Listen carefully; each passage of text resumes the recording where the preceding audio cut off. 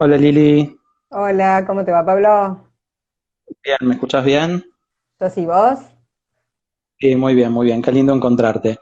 Bueno, te voy a Gracias. presentar primero. Estaba Bueno, contando a todos que este es el tercer encuentro de este ciclo Conversemos en Familia, una de las propuestas que estamos haciendo desde ORT, con el hashtag ORT en casa, eh, para presentarte y para justificar y que explicar a la gente por qué te tenemos hoy acá con nosotros. El dale. encuentro con poder hablar de ESI en esta situación particular que estamos viviendo, de aislamiento social, y bueno, todo lo que todo el mundo sabe que estamos transitando. Lili es licenciada en Ciencias de la Educación, es especialista en ESI desde el 2006, desde que la ley se convirtió en ley. Ayer dijo sí hace tiempo, forma parte del equipo de Escuela de Maestros, que es quien capacita en Ciudad a las escuelas y a los docentes, formando y acompañando a las escuelas en todo lo referido a la implementación de la ESI.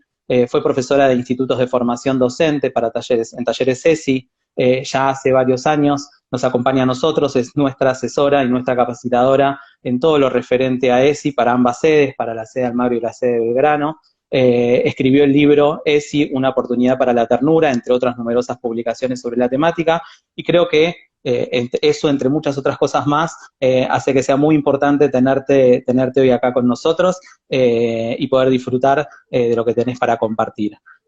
Así que nuevamente bienvenida, muchas Dale, muchas gracias. gracias. ¿Te parece bien? Damos comienzo a la entrevista, dale. Dale, gracias a ustedes también por la invitación y por esta oportunidad.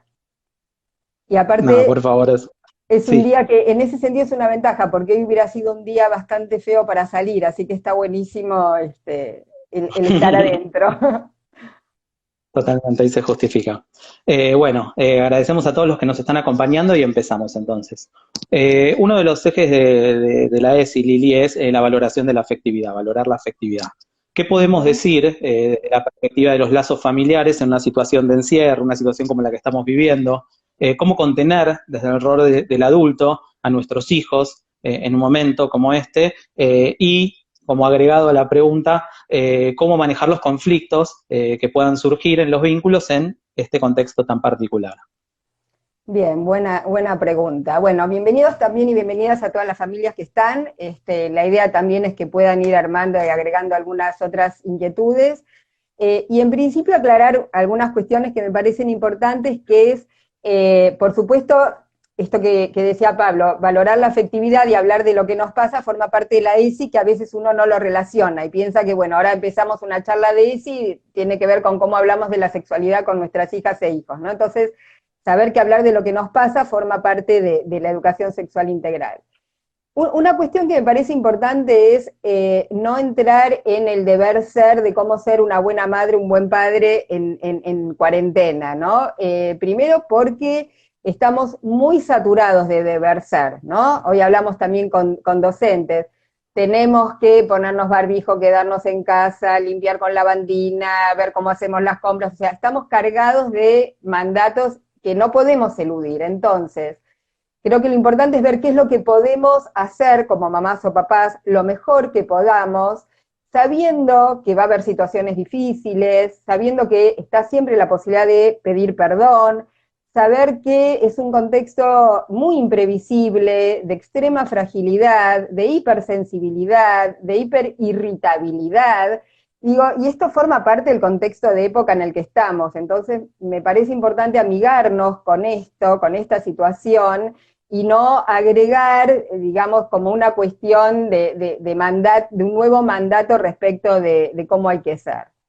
En relación a eso, también me parece que hay algo que tiene que ver en relación a nuestro rol de adultos, con un estar ahí, con un estar disponibles, no pensar que tenemos que hablar todo el tiempo de cómo nos sentimos, ¿no? Porque ahora es importante hablar cómo nos sentimos, porque quizás tanto nuestras hijas o hijos como nosotros a veces no tenemos ganas de hablar de lo que nos pasa y a veces sí, y a veces tenemos ganas de un abrazo y a veces ganas de que no nos toquen y a veces tenemos ganas de mirar una película y a veces tenemos ganas de conectarnos con una noticia sobre lo que nos pasa. Entonces, en ese sentido, creo que una cuestión central es poner la oreja, ¿no? Escuchar qué nos pasa a nosotros como adultos, qué les pasa a ellos y a ellas, y ver, digamos, cómo podemos armar situaciones de encuentro en un contexto que nos encuentra bastante desorientados, ¿no? Y respecto de los conflictos y respecto de las y los adolescentes, creo que es una muy delicada tensión entre armar un borde que contenga, un borde que diga no vale todo, y alojar la angustia o alojar las miles de situaciones por las que pasan nuestros hijos, ¿no? Y esto no es sencillo. Digamos, alojar el enojo o alojar la angustia no quiere decir que vale todo, que pueden hacer lo que quieran, cuando quieran, como quieran, ¿no? Entonces es esa tensión entre darles lugar a lo que les pasa, pero a la vez armar ciertas pautas de convivencia, ¿no? Esto me parece como necesario e importante. No quiero seguir hablando, Buenísimo. si quieres vamos recalculando algunas de las cuestiones que hoy... Sí, está buenísimo lo que traes, me parece que hablas de una cuestión de mucho respeto por la situación que cada uno está atravesando, de entender que estamos en una situación de emergencia y que esta situación de emergencia amerita que hagamos un doble ejercicio como adultos a la hora de entender lo que le está pasando a nuestros hijos, a los que están al lado nuestros, y me pareció súper valioso esta idea de no recargarnos con un deber ser más, que no hay una forma, una forma de ser. Así que bueno, obviamente no vamos a traer recetas, pero esto ya es de alguna manera una muy buena sugerencia desde ese lugar, me parece, Lili, muy enriquecedor. Sí, Quizás una cuestión que agregaría en esto de no forzarnos a hablar cuando no quieren y poner la oreja cuando sí lo desean, es en la medida que podemos también, y por esta situación de tanta angustia y tanta tensión, poder generar espacios de disfrute. O sea, quizás a veces es compartir un recital, y a veces es ver una peli en Netflix, o una serie, o mirar juntos un museo virtual, o compartir algún texto. O sea, no necesariamente el estar juntos es estar hablando de lo que nos pasa. Puede serlo o no, pero digo, generar espacios placenteros y no forzados, creo que es una línea para alivianar las situaciones de tensión que se puedan generar, ¿no? Y acordar ciertas pautas mínimas de convivencia, o sea, cómo usamos los lugares comunes, ¿no? Acordar de qué manera, acordar algunas cuestiones que hacen a la hora de la comida, ¿no? O sea, el estar disponible no quiere decir que se encierran en su cuarto y no existan, ¿no? Me parece que hay ciertas cuestiones básicas de poder vivir con el otro que está bueno ponerlas en valor, ¿no?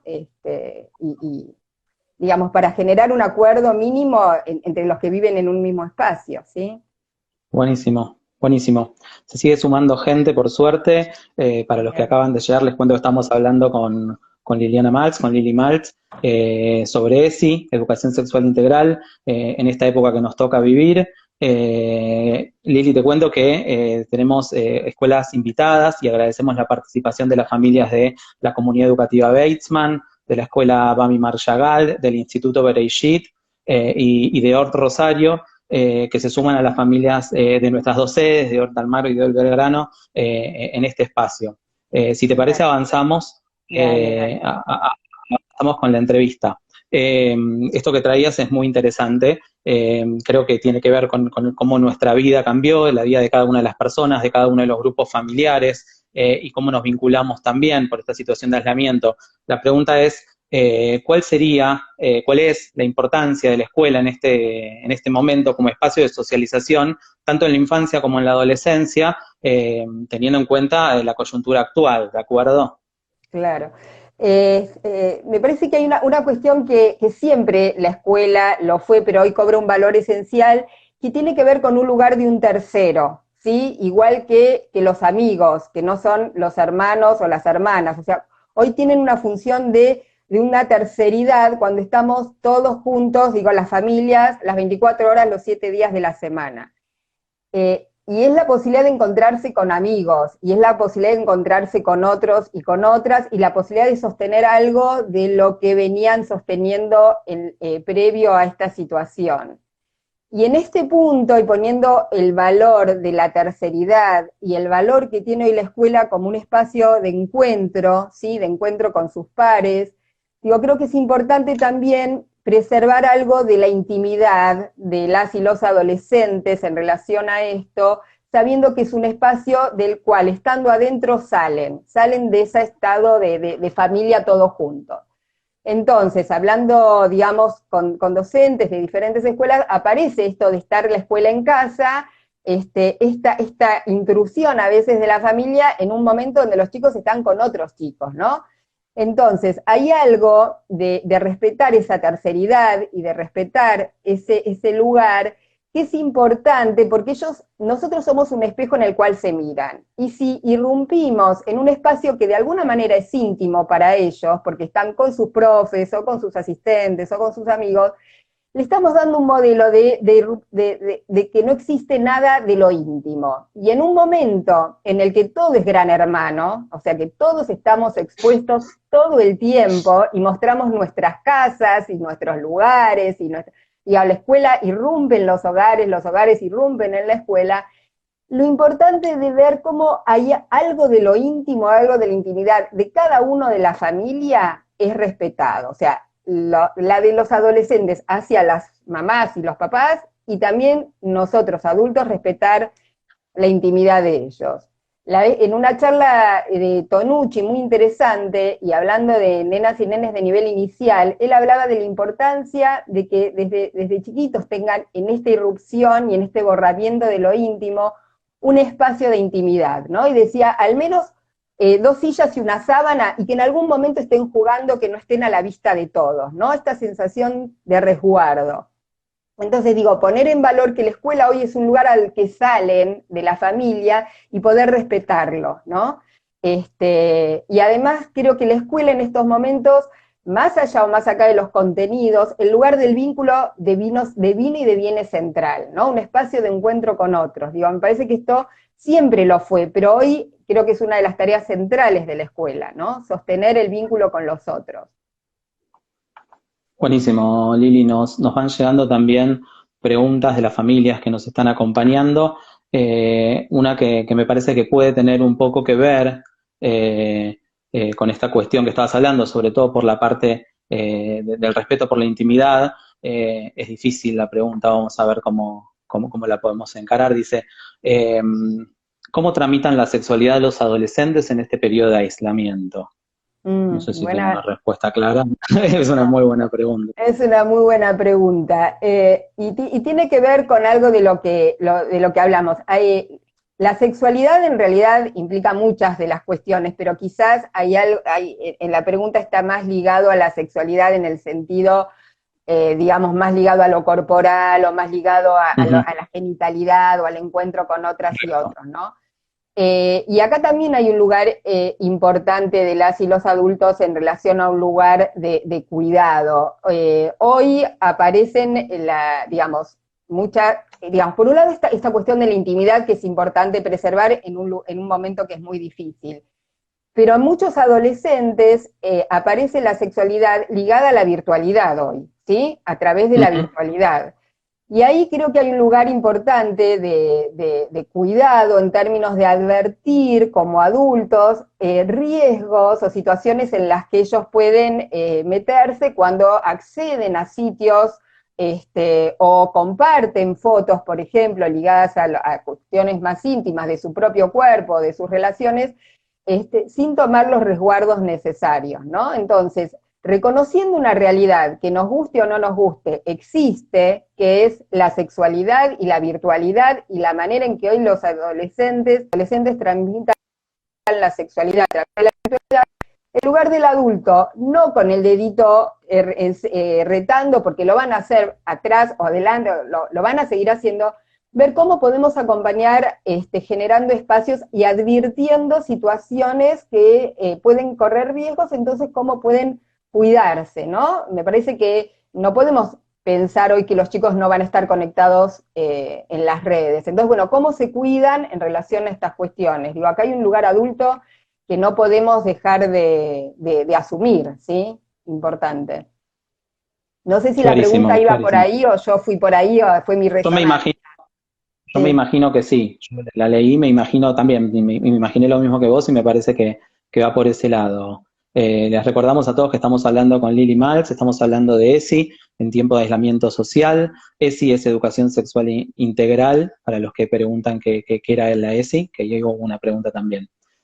Avanzando con temática de la ESI tiene varios ejes. Uno de sus ejes tiene que ver con la perspectiva de género. Lili, la pregunta concretamente tiene que ver con cómo se modificaron en este último tiempo los roles familiares, y desde la perspectiva de género, si se advierte algún cambio en relación a las tareas habitualmente, las tareas domésticas, las tareas de cuidado, y los roles de cuidado también. ¿Se entiende la pregunta? Sí, sí, sí, sí. A ver, una cuestión, digo, no es que uno idealice y diga, ay, qué buena oportunidad que tenemos ahora, qué suerte, no en términos de, digamos, minimizar la situación compleja en la que estamos viviendo, pero sí me parece que está buena esta situación donde lo cotidiano, las tareas cotidianas de higiene, de limpieza, de cocina, cobran un lugar tan preponderante que eran tareas que estaban invisibilizadas, ¿sí? O porque las hacía otra persona, o porque recaían en la mujer, pero eran tareas que no tenían valor, y hoy cobran un valor trascendental. Y en ese sentido, yo me acordaba de una charla con una amiga con 2 hijos varones, que me contaba que sus hijos iban a todas las charlas de Ni Una Menos, pero que en la casa no movían un dedo, ¿no? Entonces, que esto suele suceder. Digo, y acá me parece que es una muy buena oportunidad para barajar y dar de nuevo, visibilizar la importancia, la necesidad de las tareas y poder interpelar por qué recaen en general en la mujer, ¿no? Y no solamente enunciar teorías feministas y leer libros acerca de la perspectiva de género, sino repartir las tareas cotidianas de una manera equitativa, ¿no? Interpelar en todo caso de dónde viene el te ayudo, y en ese sentido, cuando decía que las familias son espejo, no es para planteárselo a los adolescentes, ellos ven cómo funciona la pareja de madre y padre, o 2 madres o 2 padres, y cómo se reparten esas tareas, ¿no? Entonces, en ese sentido, me parece importante dar un modelo donde no es el te ayudo, es todos formamos parte de la familia y tenemos responsabilidades compartidas para llevar adelante, ¿no?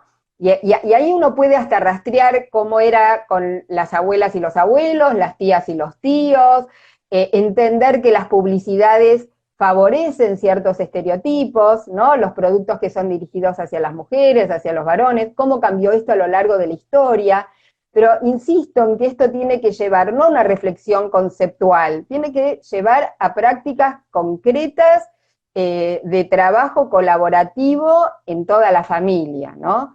El otro día en una charla que dio Dora Barranco, a raíz de la cantidad de femicidios que están apareciendo también y no cesaron en la cuarentena, ella justamente decía, hay que empezar por revisar los mandatos hacia los hombres y hacia las mujeres en las cuestiones cotidianas, en las cuestiones que hacen a estas tareas que hoy cobran un tiempo y el lugar en la cabeza de cada uno muy importante, ¿no? Entonces me parece que es en ese sentido una buena oportunidad para poder repensarlo. Ojalá esta época, esta pandemia y esta cuarentena nos lleven a cambios de ese tipo y podamos salir realmente fortalecidos de esta situación en este tipo de situaciones que son súper Claro, claras. claro. Buenísimo, muy claro lo que decís, Lili, como siempre. Ahora anda contando las tareas que haces en tu casa, Pablo. Que el otro día decías que la aspiradora era, ¿no? Bien, Sí, bueno, lo mío pasa con la aspiradora, totalmente. está muy bien, Totalmente, está muy bien.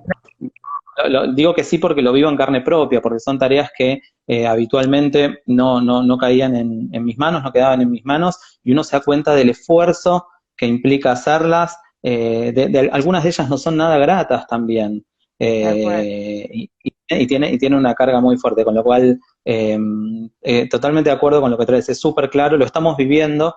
Creo que todos los que estamos acá estamos viviendo esta situación, ya sea los que lo hacían estas tareas y los que no lo hacíamos, y empezamos a tomar algunas responsabilidades de este tipo, y ojalá realmente esto ponga en valor estas tareas en todo sentido y haya una mejor distribución y nos permita revisar todos esos mandatos de los que acabas de hablar, desde los juguetes que que elegimos para nenes y nenas, hasta las carreras que eligen estudiar después nenes y nenas, y todo eso. La verdad que es súper claro y ojalá salgamos fortalecidos y mejor en este sentido después de esta etapa que estamos transitando, ¿sí? También hay que reconocer que uno tiene internalizado modelos que uno los repite, y por eso a veces Ujú, implica una reflexión. Digo, yo muchas veces comenté que trabajo en género, trabajo y trabajo pero y en mi casa se repartían las tareas más o menos equitativamente, pero cuando venía gente a comer o además, enseguida le pedía a mi hija que me ayude con ¿no? Entonces, y mi hija me miraba así con cara de odio y decía, ¿por qué no le pedís a Santiago, no? Entonces, hay algo de que tenemos internalizado un modelo que tendemos a repetir, de pedirle a las hijas mujeres diferente que a los hijos varones, pero por eso digo, me parece que acá hay una reflexión que nos tiene que servir para decir, bueno, me puede salir de esta manera, pero alerta, ¿no? Bueno, vamos para atrás, a ver, volvamos de vuelta, ¿no? Esto del te ayudo nos sale, siempre nos sale el te ayudo, pero ujú, empecemos a totalmente. revisar de dónde viene, ¿sí?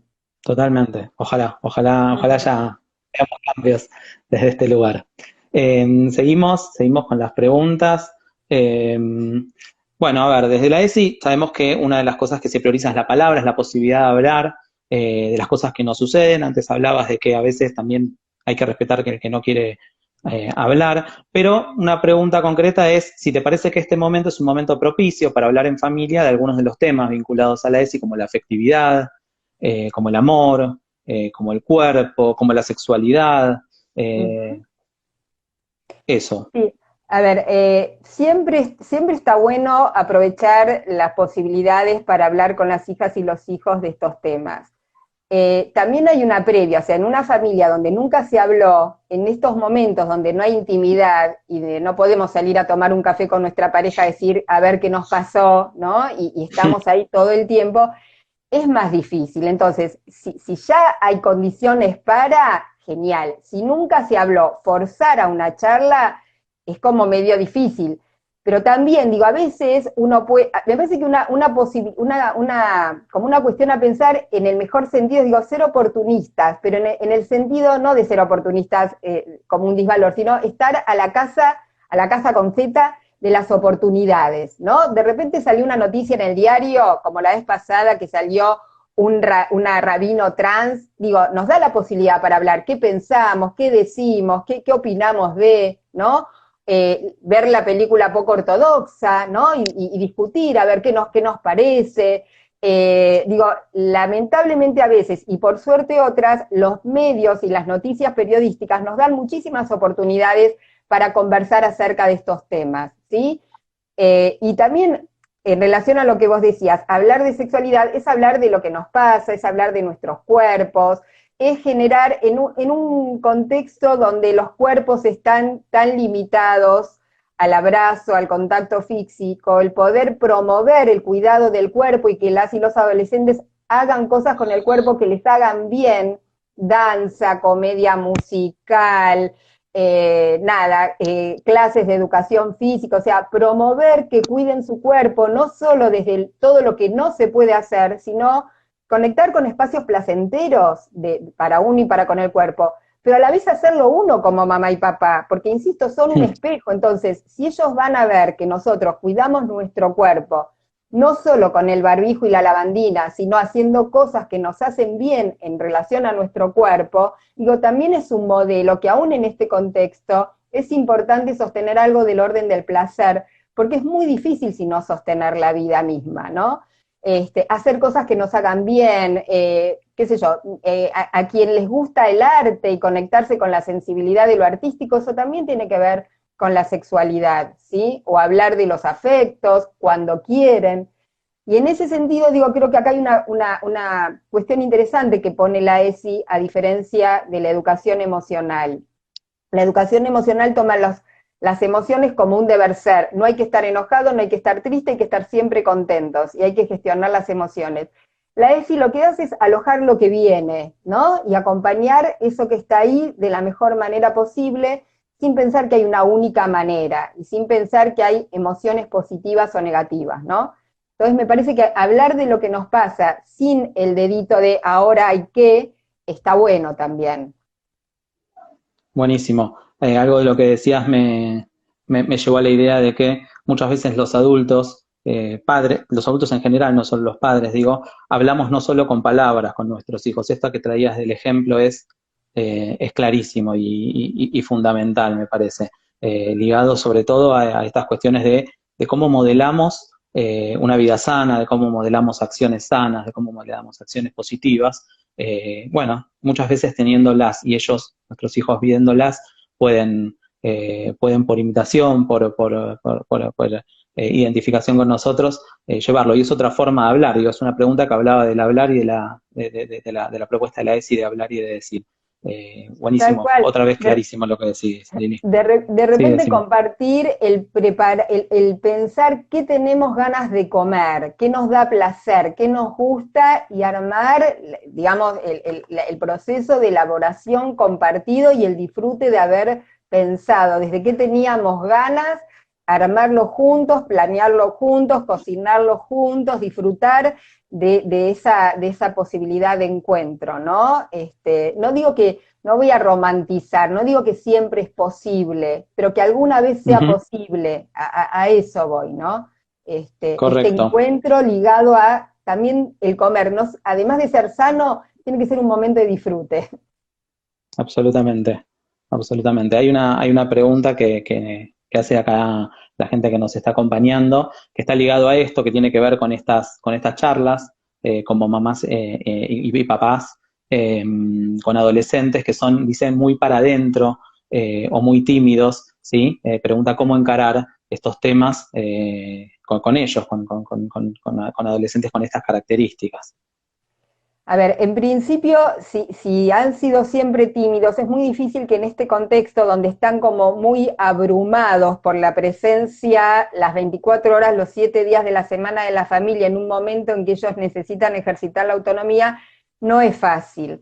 Por eso digo que a veces es a través de generar condiciones para ver una peli, leer un libro, comentar una nota y a raíz de ese contexto, de esa situación, poder hablar algo de cómo estamos, ¿no? Quien es tímido y además está con la presencia, omnipresencia de la familia, no es un espacio muy fácil para hablar, ¿no?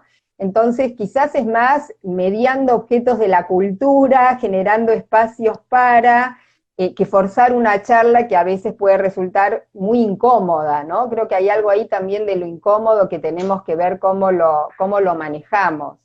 Y a veces poder, me parece que también quienes tienen hermanos o hermanas, digo, también es una oportunidad para fortalecer el vínculo fraterno, ¿no? Me parece que ahí hay algo de quienes pueden ser aliados, ¿no? De algunas situaciones donde pueden armar algo de la complicidad y la familia y la mamá o el papá quedar afuera y bienvenido sea que queden afuera de lo fraterno que puede consolidarse, ¿no? Me parece que también está bueno eso.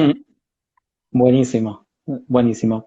Ahí le cuento a la gente que está preguntando, les cuento que esta charla, esta entrevista, se va a grabar y va a quedar en el sitio de Horta Argentina, así que van a poder verla o compartirla con quien quieran. Están preguntando, así que eh, Bueno. aprovecho para. Pero quedan algunas preguntas. Eh, hay una pregunta que me parece muy interesante en relación a otro eje de la ESI. Nosotros sabemos que es un eje que a mí me gusta y que me resulta importante por mi trayectoria, pero sabemos que todos los ejes de la ESI tienen una igual importancia. Este eje es el respeto a la diversidad, ¿sí? Y bueno, la pregunta es, ¿qué repercusiones tiene este eje como postura también al interior de las concepciones familiares en esta instancia, en este momento? ¿Sí? El respeto a la diversidad. Dale, buena pregunta. Digo, en la misma línea que conversamos recién respecto de la perspectiva de género y la posibilidad concreta de generar transformaciones, yo creo que hoy este eje y el tema del respeto a la diversidad también cobra un lugar vital. Esta pandemia fortalece lo mejor y lo peor de las sociedades y del mundo y vemos actos solidarios y humanos y actos de discriminación que rondan en la crueldad, ¿no? El otro día les comentaba, el INADI registra un 40% de denuncias por discriminación Y lo que Gaby 40% Brenner, más. ¿cómo? Un 40% 40% más, más aumento. sí. Y hay algo de que Gabriel Brenner habla de miedo ambiente, ¿no? En vez de medio ambiente, miedo ambiente, ¿no? El miedo ambiente con el que estamos conviviendo genera esta idea de que el otro es un enemigo, y si lo podemos eliminar mejor, y genera como un supuesto nosotros homogéneo, y del lado del nosotros estamos todos los sanos, y los otros son los que nos pueden contagiar, ¿no? Como si nosotros no pudiéramos contagiar a los otros. Y en esa estructura, ¿no? De promover el otro como enemigo, hoy vemos situaciones de edificios donde escrachan a personal de salud que se juega la vida, literalmente se juega la vida por los otros, o un cajero de un súper, entonces, y aparece un mecanismo de delatar al otro, ¿no? Y policíaco, y me parece que acá tenemos como adultos que poner palabras, y si en nuestro edificio escrachan a alguien que por cuidar a los demás lo escrachan, bueno, ¿qué cartel vamos a poner nosotros? Concretamente, ¿qué vamos a decir? Hay adultos mayores en nuestro edificio. ¿Qué actitud solidaria, qué cartel podemos dejar? Y no solo el cartel, sino qué acciones podemos hacer solidarias respecto de los otros en nuestra pequeña comunidad que es hoy nuestro edificio, ¿no? Y analizar también con las y los adolescentes, bueno, ¿de dónde viene este odio hacia el enemigo? Inclusive analizar en distintos países cómo esto se va dando. Yo creo que hoy es fundamental promover lazos solidarios, que es fundamental digamos, para salir, y espero y deseo que cuando salgamos de esta situación, poder decir, bueno, algo aprendimos, ¿no? Y el algo aprendimos tiene que ver con solo no nos salvamos, necesitamos de los otros y de las otras, digo, y podemos ejercitarlo en el contexto de nuestra familia, ¿no? Y hablar de esto, y pensar de dónde viene, ¿no? Para poder armar otros lazos más humanos. Clarísimo. Sí, otra vez ojalá este proceso nos fortalezca y en esta área también podamos seguir creciendo. A ver, ya estamos en el tiempo que tenemos planeado, Lili.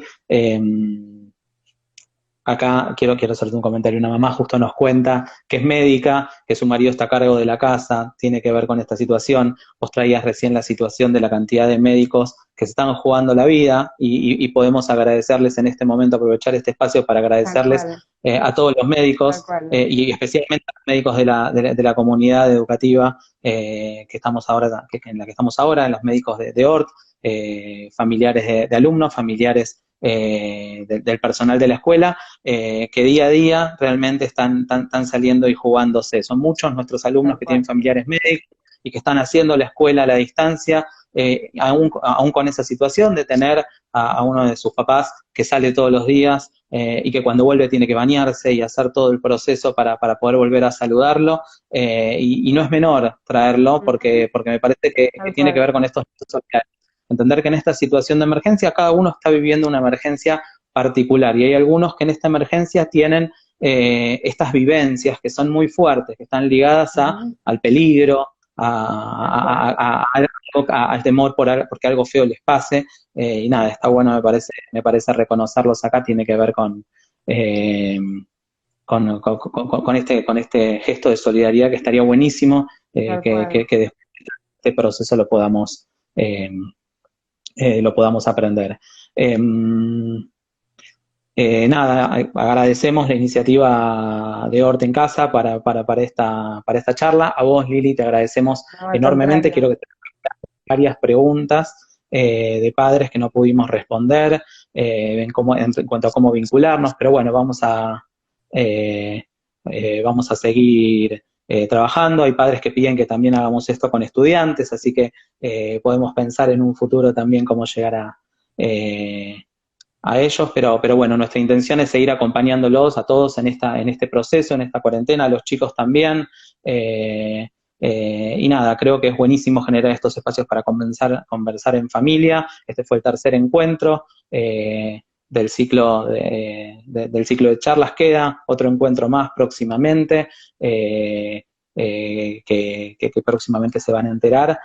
Así que nada, Lili, nuevamente muchas gracias, estuvo clarísimo todo lo que nos aportaste, espero que la gente lo haya disfrutado también, yo lo disfruté muchísimo, así que cuando quieras lo podemos repetir, realmente un placer. No sé si querés decir algo más antes de cerrar. No, en principio agradecer esta posibilidad y esta oportunidad, como tratar de...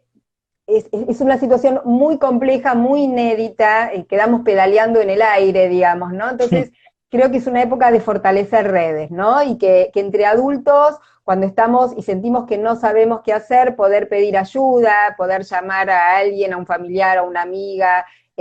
Nadie tiene escrita ninguna respuesta porque además volaron todas las respuestas de un ondazo y tenemos más preguntas que respuestas. Y digo, me parece que lo que está bueno es poder compartirlo, ¿no? Que estar adentro no significa arreglátela solo, que no ese es el mensaje, ¿no? Y me parece importante poder seguir sosteniendo lazos solidarios y acompañándonos en este contexto. Y todos los espacios que se armen, que apunten a cuidarnos para poder cuidar a otros, muy bienvenidos. Y agradezco también lo que está haciendo ORT. Estoy trabajando con las y los docentes, y la verdad que son un lujo, entre ellos Pablo.